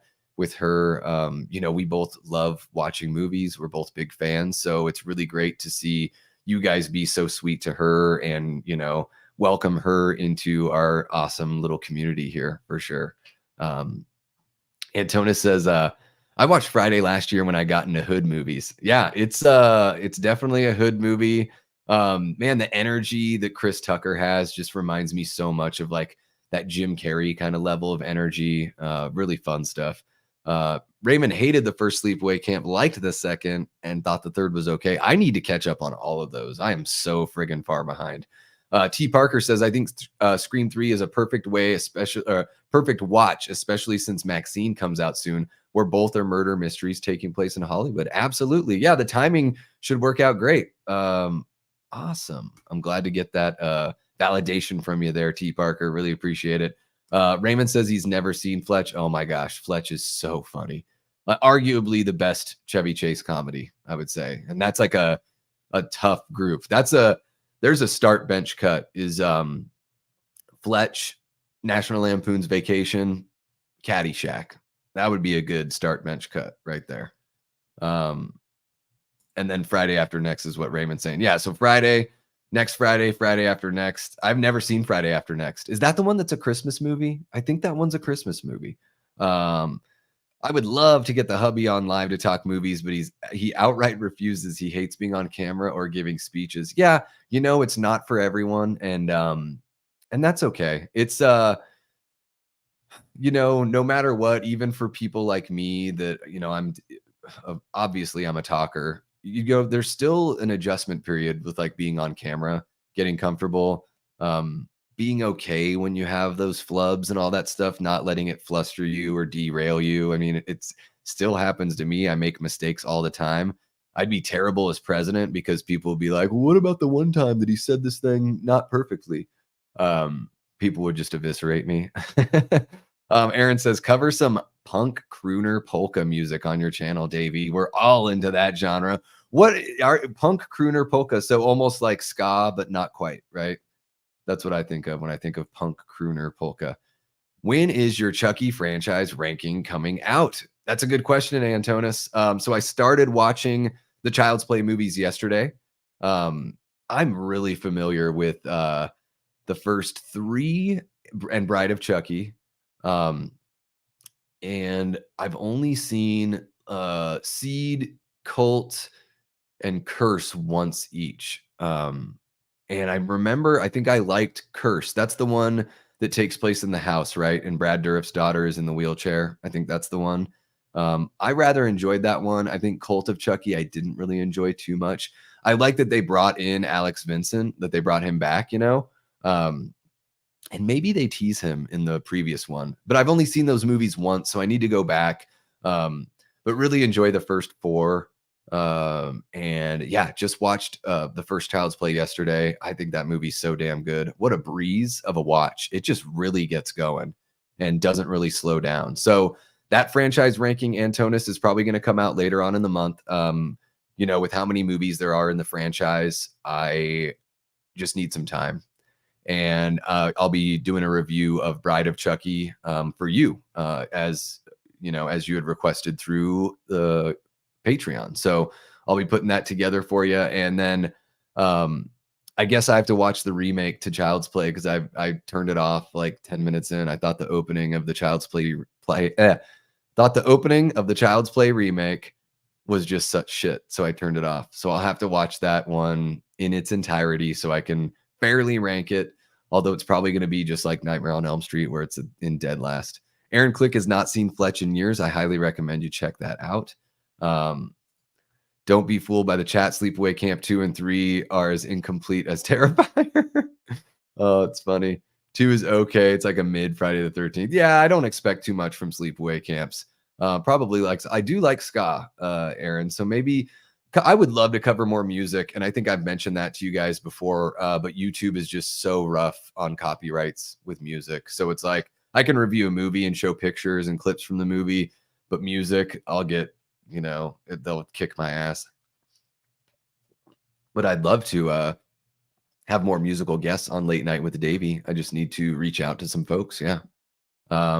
Curse and Cult are both good. Okay. Yeah. Maybe I just don't remember Cult too much. I think I watched it on a plane, but now I have all of them. I have that box set. So do you think, Raymond says, do you think people aren't going to theaters as much anymore because of bad films or high prices? I think it's a couple things, Raymond. I think, I do think there's something to do with the quality of the writing and the quality of the films, and that a lot of films are kind of samey. I think that ticket prices are, of course, are gonna, maybe keep some people away, or make it to where people have to be way more picky choosy than they would like to be. I think the distractions you face in the theater, people chomping on popcorn, opening up their water bottle, dinging their water bottle on the cup holder every time. I had a guy at a press screening for Abigail sitting next to me. He had his own water bottle. Every time he opened it up and went, dong, every single time. And I'm like, dude, this is a press screening. Like, you were invited to see this and you're distracting me while I'm trying to like watch and like really take in this movie so I can do a review. Like, quit fucking being obnoxious or eating their damn nachos. And I also, this is the big one too, I think, Raymond, that it's like, it's terrible. It's like a movie will come out in the theaters, and like with Late Night with the Devil, after the first weekend, or in the first full week of the release. So after the first weekend, the next week they're like, it's going to be on Shudder April 19th or whatever that was. And it's like, oh, great. So you're just cutting the legs out from under the movie. And then Abigail, it was like 2 weeks into its theatrical run, they were like, oh, it's going to be on streaming on this day. So I think that the studios need to stop telling people when it's going to be on streaming. I think streaming needs to be pushed back like 2 or 3 months. So then that way you're actually like, well, the difference between saying like, oh, I'll wait a month for it to come out on streaming, or be like, oh, I'll wait 3 months. Yeah, maybe I'll just go check it out in the theater. So I think it's kind of like a culmination of all those, or an amalgamation of all those. Eli says, I'd like to start a channel, but wouldn't really know how to start. I've been collecting for close to 20 years or so. Oh, so I have some awesome stuff, but I don't know. Yeah, Eli, my advice that I would give to anybody that is, has a feeling inside of them like they want to start a YouTube channel is just do it and shoot that first video. You are going to find that you could sit there and try to wait until you're ready. You could try to plan every little thing to make sure that you've got like your niche and your style and your studio all set up. I just encourage you to be like, you know what? What's the first thing that you want to talk about? Like, what's a piece in your physical media collection that either you're especially proud of having, or something that's like rare that you haven't seen a lot of people talk about, but that has to do with, like a subject or a franchise that's popular? And just shoot a video, even if it's just you on your phone, kind of showing it off and talking about it. That was my first video, was just on my phone. I didn't even have a lav mic. I just used the built-in microphone on the phone and gave a spoiler-free review of Dylan's New Nightmare from the pre-screening at Mad Monster. So I was just like, I'm going to do it. I'm going to jump off this cliff into the water. I'm going to take the full dive. So that's what I recommend. And you will be, from there, it's like, let the encouragement that you get, make you want to create more, and that interaction you get from the community. And then you start thinking, okay, well, now that I didn't even dip my toe, I dove right into the pool. Now that I'm here, like, no taking it back, right? No take backsies. And so then it's about like, all right, now are you going to put up, some of your nerdy stuff behind you so you can set up a camera and do like a traditional kind of shoot for the next one? Or, really, I just encourage you to get going, just put something out, and you will find that it sort of like builds itself and you'll get addicted. Like, I got a little bit addicted to doing the content creation, and really felt the momentum swing, this year around like March. I felt like there was a really nice momentum shift towards the channel, started going live more and more interaction with you guys, which really helped keep things going. So, it might take some time. But I think you'll find that if this kind of like content creating is something that you're interested in, I think you'll find that it'll bring good feelings and positive mental health to your life. Even if everything's hunky dory right now, you'll probably just feel even better being creative like that. T. Parker says, I love Child's Play 2019. It's in my top 3 and severely underrated. Okay. Maybe it's just the opening that rubbed me the wrong way. I just think the whole like disgruntled employee that like clicks a button to make the doll evil is just about the laziest thing I've ever seen in a movie. But maybe the rest of it's good. I do like Mark Hamill's acting abilities, so I think he could be a good Chucky. So I mean, either way, I'll end up watching that remake and let you know my thoughts in the ranking. I wish I liked Child's Play movies more than I do. I was too old when it came out for you to be interested. Yeah, 15-year-olds aren't scared of dolls. And what's funny is I was about 9 or 10 when the series started. I wasn't scared of Chucky, but I was just fascinated. Like I wanted a My Buddy doll because of Child's Play. Like I was one of those weird 8 or 9-year-old kids that was just like, no, I want to bask in this kind of quote unquote scary stuff. It didn't really scary me. It didn't really scare me, but it did fascinate me. But I can totally understand why a 15-year-old wouldn't be fascinated by that kind of horror movie, especially, growing up with Michael, Jason, and Freddy. Chucky does kind of seem like kid stuff to a certain degree. Geez, it cost Raymond $20 to see Abigail matinee with snacks and soda. Yeah. And you guys already know how I feel about Abigail. I thought it was okay. Definitely a combo. Can't see how Furiosa would be bad and it isn't doing well. Well, because probably it costs too much money and it's a prequel. Who the hell cares about prequels? Like, I don't give a shit. I'm probably never going to go watch a prequel ever again in the theater. Like, I don't know. I think they're dumb. I have no interest to know everything that I know about Furiosa from Fury Road. I'm satisfied knowing those things about her. I feel like we get enough backstory. She talks about what she had that she lost, the things that were taken away from her. I don't need to see it. You already told me. So show me something new, please. At the end of the day, free and convenient to watch. Oh, at the end of the day, free and convenient to watch movies are just too tempting. Yeah. Well, the pirating is, some people are always going to do that, but I do think going to streaming so quick is bad. That's really the killer there. Let's see here. Oh yeah, and real quick, guys, just to close out, stuff coming up here on the channel. Horror from the High Desert is going to be launching here on June 21st. And that is with Cecil Laird, myself, Braden Timmons, and Jason Smith from over at Sinister Cinema. So really looking forward to that one. That's going to be over on the horror channel. I know I talked about it, last week with you guys, but really, really looking forward to kicking that off. Where our first episode, we're all guys that are content creators in the Phoenix area. Our very first episode is going to be about horror films that take place in the desert. So that should be pretty fun here, and looking forward to getting that going with those guys. The horror show channel, I don't know if you guys are subbed over there yet. I would imagine most of you are, as they've got a very successful channel. But Cecil is putting together some new shows over there. So really looking forward to, everything that they've got built up over there. And then, yeah, guys, at the end of the month here, Foz Rotten and I are coming back. What day is that going to be? I'm all like mixed up on everything. That is going to be June 22nd. So on Saturday night, Foz and I are coming back with Movie Punks, where we'll be taking a look at Repo Man, which is just what a punk rock movie Repo Man is. Just perfect summer movie too. Just dirty, sweaty Los Angeles. I'm so looking forward to jumping into this one with Foz, and yeah, that's pretty much everything else that we've got coming up in June, other than like the late night with the Davey stuff that we've got every week. So that pretty much takes care of everything that I wanted to cover as far as what we've done here on the channel and what we've got coming up. So I guess for the next like 15 minutes or so, I'll just be, chit chatting with you guys. If y'all have any questions you want to ask, or if we want to play some of that start bench cut or what have you. Let me catch it. My record number of subs is 244. Oh, you have what do you do over on your channel, Medley Man? I'm curious to know. Let's see here.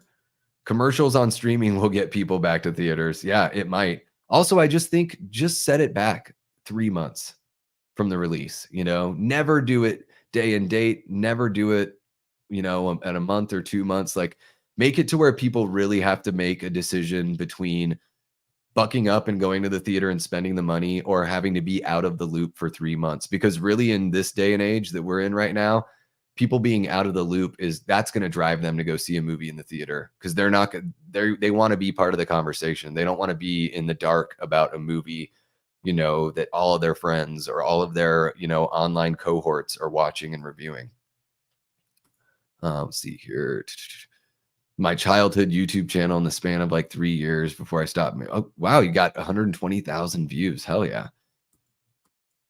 Raymond says, I think that only really happening because nobody is going. Oh, gotcha. Well, I think it's a little bit of both. I think it goes both ways, though. I think that if they put their foot down and said, absolutely, it's no movie is going to hit streaming before 90 days after theatrical release, I think you would see more people going to the theater, but also the theater experience is like not that great. I think they should be doing like 18 and over showings at a certain time of night, or 21 and over showings, something like that.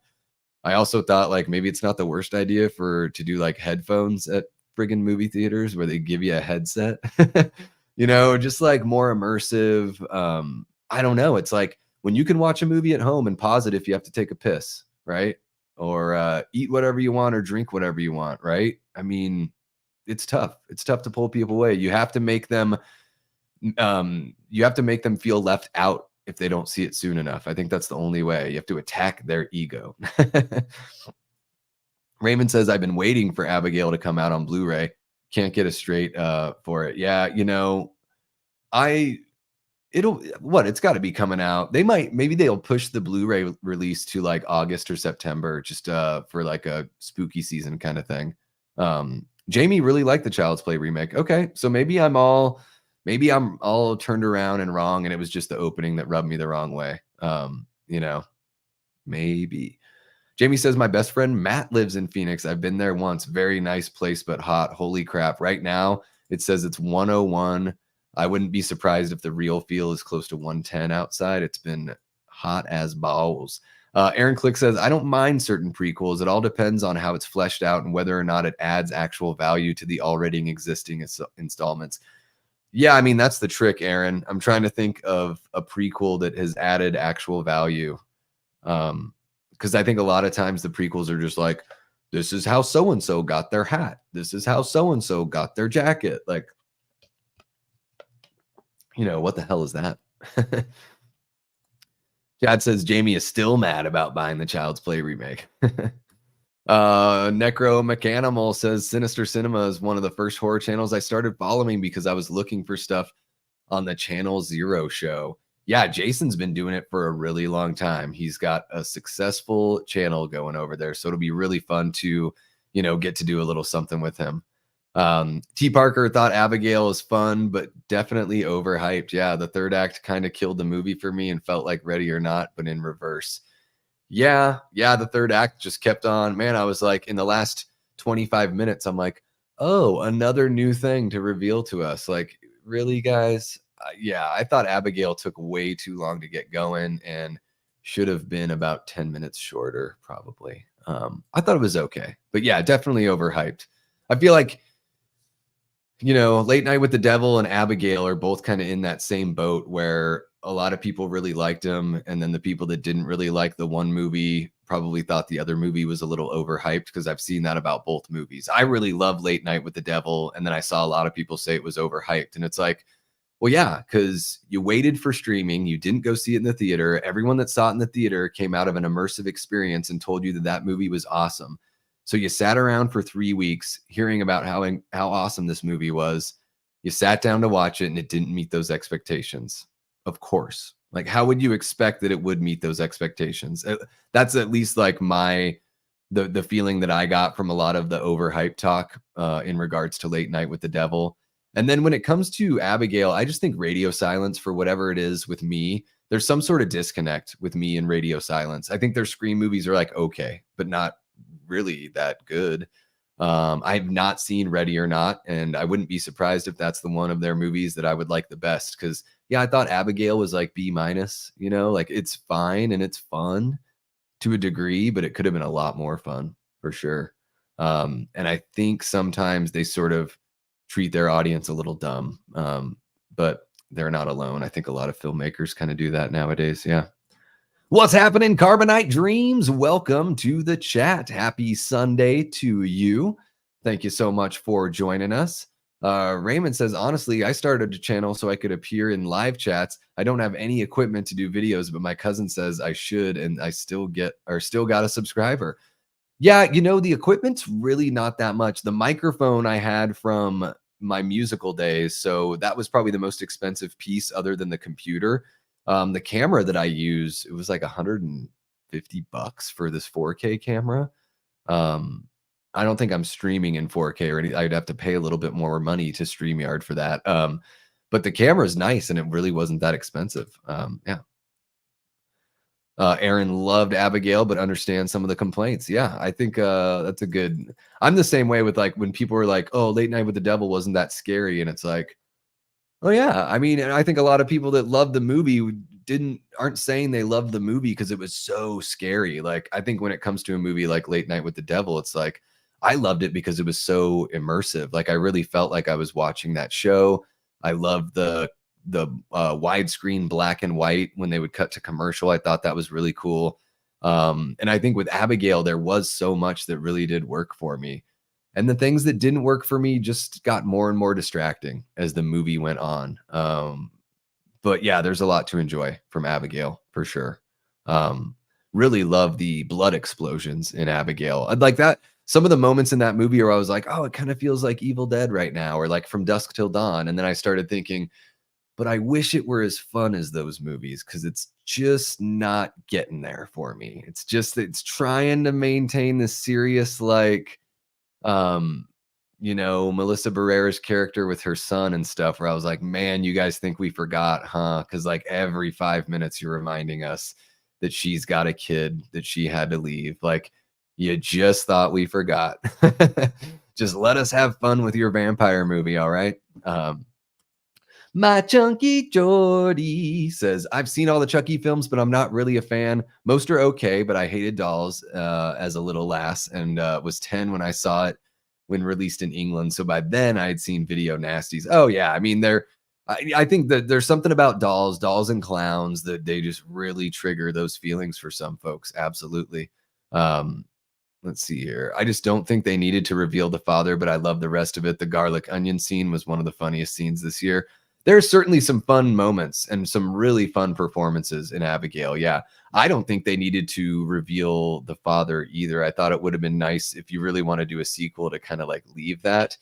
Also, it didn't make any sense to me that Abigail's been this entire, like the whole movie, she's been a manipulative monster. And then just because Melissa Barrera's character like helps her fight the other guy, now all of a sudden it's like we want to let her live. To me, that just didn't really make any sense. I thought that was kind of odd. But I feel like Radio Silence does that, where at the end of their movies they do some things that don't really jive with what we've seen in the rest of the movie. Like Scream 6. Scream 6, 2/3 of that movie is really good, and the final third is what the hell just happened to this movie. My mic, Jamie, my mic is the mic that came with my American Idol Xbox game. That is awesome. Hell yeah. T Parker agrees with my thoughts on the Radio Silence. They care more about spectacles than substance, where it only worked for Ready or Not and Scream 5. Yeah, and I also think there's sort of like this we're so cool kind of vibe in their movies. Like you guys think you're cool, and I can kind of feel that in your movies, that you think you're doing some really cool shit. And I just think it's okay. Yeah. I'm gonna get in trouble if I keep on talking about Radio Silence that way. Aaron says, Davey, what did you do in the bands you've been in? What instruments did you play? Were you ever a lead vocalist? So Aaron, I played guitar.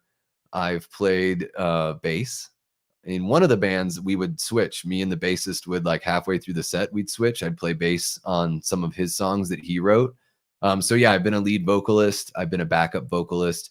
Certain bands that I've been in, I've only done backups or maybe like a line or two of lead, just, but for the most part, backup. I was in a band called Absent Minds that was a really fun skate punk band with a cello instead of a second guitar. So that was really fun. Played bass and produced the songs in that band, recorded that band, helped write and all that kind of stuff. And I was in a band called Danger Death Ray, which is where I got my screen name. And in Danger Death Ray, that's where I would swap back and forth. Lead vocalist, backup vocalist, guitar, bass. I also play a little bit of keys, acoustic guitar on certain tracks, just depending on if it needs it, or if I'm playing in, like, I've done some bits with like folk bands where I've played acoustic guitar for their live sets. But yeah, I mean, that's another thing I've thought about doing here in on one of these lives, is like busting out the guitar and playing some songs for you guys. Like, that might be kind of fun. I could do, I do a couple covers. I could play you guys some originals. We could have some fun with it. But yeah, if you guys check out Danger Death Ray on Bandcamp, and I think you can listen to the whole Absent Minds record here on YouTube. Let me see. Let me post the link in the chat here. Let's see here. Absent Minds. The record is called The Misery of Correcting Past Mistakes. Let me see if I can find the album. There it is. And make sure it doesn't play. Okay. So yeah, guys, here I will drop a link here. Save playlist to library. How do I just share it? I wish I could just share here. I'll share the first track. You guys can find the rest from there. Does that sound fair? There you go. So if you guys want to check that out. So in that band, I play bass and recorded the record, and we took it to a studio to mix it and everything. But if you guys like skate punk, like if you like NoFX or Bad Religion, Face to Face, like that kind of era of like Fat Records, Epitaph kind of stuff, I would say we're sort of in that vein. Really, my buddy Joel that played guitar and he's the lead singer in the band. Like, I love his voice. I really love the way he plays guitar. Like his solos are just this really nice kind of bluesy, punky mix. And that was the most fun part about making that record, was doing the solos, because we do multiple takes. Joel would run through like a few different ideas. And then after we ran through a few different ideas, I'd be like, all right, so take this part from that first one and then mix it with and then do the second part from that other take. And then he would kind of put together like the best version of each take and then do that in one solid take. Let's see here. Davey, did you see my questions? I don't know. Where were your questions, Antonis? Please read my 2 previous comments. There's a whole bunch going on here. Let's see here. When will Rob Zombie release the Halloween 2009 documentary? I really want to know. I have no idea. I don't know if that's ever going to be released. That would probably be up to Trancus and Malik Akkad, I would imagine. And I don't know if I missed another question. Yeah, sorry, Antonis. I don't know. Going way back up here. Let's see. Yeah, I'm not sure, man. I must have missed it. Must be way, way up there. So you just might have to ask again. My negative on Scream 6 was the reveal was just the reveal motive was a replay of 2. In a way, it was. I mean, yeah, you're bringing back the family kind of play on it. It was just so stupid. All of the acting was really poor when they made their reveal. It really was like over the top Scooby-Doo, like, oh, now I'm the killer. It's like, so you haven't behaved this way for the whole movie. That's one thing. Like when the killers finally reveal themselves and they act completely different than they've acted the whole time. Whereas when they're making the phone calls during the movie, they act the same way that like Ghostface acted in the other movies. And it's just like, so how is Ghostface that consistent on the telephone? And then as soon as you take off the mask, it's like, just a little silly. Yeah, I'm right there with you, Jamie. That is, I thought, the whole time I'm watching Scream 6, I'm thinking, well, this is better than Scream 5. Easy. And then the killer reveal happened, and I'm like, okay, this is the worst one. This is the worst one. Medley Man liked it. Yeah, well, that's the great thing is like works for some people, doesn't work for others. That's a cool thing about, taste and art certainly is subjective for sure. Uh Gotcha. So Antonis, you said that I don't go to the movie theaters anymore because people are on their phones. Yeah. Yeah, I think that COVID kind of got people used to not doing that anymore. But yeah, certainly, Antonis, it's like the experience you have at the theater. I mean, having to deal with people talking, munching on popcorn, hitting water bottles, eating nachos, like get the hell out of my face with that. And I'll go back to the theater. It's very expensive for not that much fun. Managed to predict the two killers, and there were three killers. Yeah, that was for me what held back the Scream 5 is I knew who the killers were like almost immediately. And yeah, Scream 6, what the hell? If any one thing about the Scream movies needs an overhaul, it's the reveal moment. Yeah. Here's a thing that a lot of filmmakers need to consider, or people that are writing scripts. Write the end first. Make sure the end's really good. And then figure out how everything gets there. But make sure you've got a good ending. Don't just be like, oh, we got this really cool, like, because the opening of that movie is kind of a good little, what's the phrase everyone uses now with movies? That you're deviating from expectations. What the fuck am I trying to say?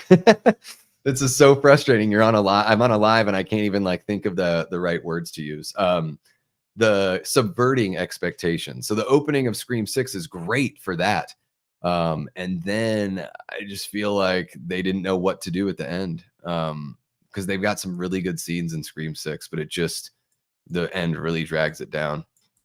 Medley Man says, did you see the thing I posted as a reason why I stopped making videos? I didn't, Medley Man. I'm sorry, man. The chat is just flying by. So, if I missed it, feel free to punch it up there again. Always open my snacks before the movie starts. There you go.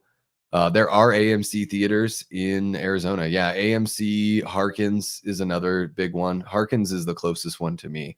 The closest AMC is about like 30 to 40 minutes away, depending on the traffic. So I know a lot of people here have that like AMC pass.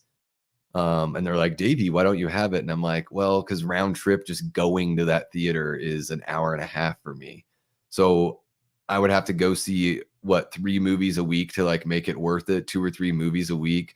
That takes up a lot of time. Like, I don't know if the future of the channel is being like doing reviews is fine on the channel, but I think the future of the channel for me, I like doing the live stuff with you guys. I like doing late night with the Davey. I do like talking movies, but I think I'd rather talk movie subjects. Find something that I find fascinating about a particular film and then discussing that instead of just doing straight up reviews. Reviews are like, they're okay. But there's so many people out there that do them so well that I'm just kind of like, let those people do them. They're already doing a great job. Why try to imitate? Jamie says, I asked my family to get me movie gift cards for local theater. There you go. That does creatively cut the cost. Thank you, Aaron. Yeah, I finally got it. Jeez, took me long enough, huh? Auto-tune, this sounds good, says Punkachino, or sounds great. I'll definitely check out the rest of your stuff. Real violins. Cheers, Davey. Yeah, that is cello. Yeah, we had so instead of having a second guitar, we had a cellist in that band. So really fun. There's some songs in there that are like skate punky. There's some songs that are a little bit more like ska. So the cello is like kind of like the horns in that sense. And then we all would sing like a lot of group vocals in there. So definitely capturing that like 90s skate punk kind of vibe. Medley Man says the intro is good and doesn't deviate from expectations because the killer doesn't give a fuck about movies. Oh, gotcha. Yeah. In Scream 6. I was fine with Scream 5 paying homage to the original since it's a legacy sequel, but 6 just doubled down and felt lazy with the reveal. Yeah, I didn't think the reveal was lazy on 5, but the whole speech about like calling us toxic just because we love something, I was like, oh, this is like heavy-handed Hollywood at its worst. Terrible dialogue, just dreadful. And the thing that Medley Man said about why I don't make video, that I had to keep making remixes to get views. Yeah. Yeah, I mean, sometimes I'll cut up something into a short and the short will get a view, and then it also will bring some other views. But yeah, if you're not like constantly making new content, it can be tough. Yeah, you don't want to get like left behind. Uh, T Parker says my AMC pass saved me at least $100 a month. Yeah, if I lived closer to an AMC theater, I probably would. If there was one 20 minutes away instead of 40 minutes away, I probably would do it. But it's kind of a drive. I just don't see myself like getting off work, driving to the theater, eating food out somewhere. So paying money to eat some food that's not as good for me as the food that I have at home. And then, you know, going and watching a movie and getting back home. You know, it's just, to me, I don't know if I want to be a review channel. So while I do enjoy watching movies, I think I can kind of wait for a lot of movies and just sort of go to the theater like a regular ass person. Scream 6 is a satire and you can never forget that to enjoy it. Is it? I mean, I guess they all are kind of satirical in a sense, all of the Scream movies in a way. I do have a 4K TV, but I don't have a 4K player. I've got a PS4, so I don't have 4K player. But the TV is 4K. Yeah. Yeah, guys. So we'll probably wrap it up here. I've been on for a couple hours now. You guys have been amazing. 19 people in the chat hanging out. So yeah, guys, next week we will probably do a little something different here for the Sunday weekend roundup and all that. So I think, you know, going into next week, we'll just focus on the stuff that the channel is going to cover instead of dwelling in the past.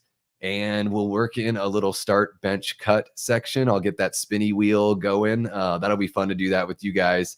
And of course, like write down or DM me or leave a comment on this video after the fact of like a start, bench, cut that you want me to present on the channel next week. And then, yeah, let's do like a medley, man, like you were talking about. Let's do one of those tiers. How about I'll put up a poll. I'll put up a poll so you guys can vote on the community tab. It'll be something silly like, you know, Jason Voorhees looks or movie theater snacks. Like I'll just pick and you guys can decide which tier we cover on the live stream next week. So I think that would be kind of fun. And then, of course, if there's something that like I've watched, you know, this coming week that I don't plan on doing a pre-recorded video, I might give you guys like a little bit of a review and talk about that. So yeah, things just constantly, well, not constantly, but things, you know, evolving here at the channel, just like, you know, finding our groove. I'm still finding my voice. I really appreciate all of your guys' awesome support as the channel continues to go on and continues to grow. You guys are the shareholders. I'm just the CEO. So we can't do it without you. I love you guys so much. I really appreciate the likes and the subs. And of course, let's get the channel to 700 as quickly as possible. If you guys could do me a favor, when I hop on social media here in a few minutes, I want to see the channel shared on Twitter, on Instagram stories, or even here on YouTube, you know, like share whatever you got. If you have your own channel, you know, let the folks know where they can find some really fun content and get on board for these really fun streams that we have. You guys are the entertainment in the chat alone. That's entertaining enough, let alone the fact that there's a stream going on at the same time. So, you know, really appreciate you guys coming out and hanging out with us. I just want to grab a couple of the chats here before we get going. Big Rod says, thanks for the entertainment. Really appreciate you coming out, Big Rod. Hope to see you again sometime soon.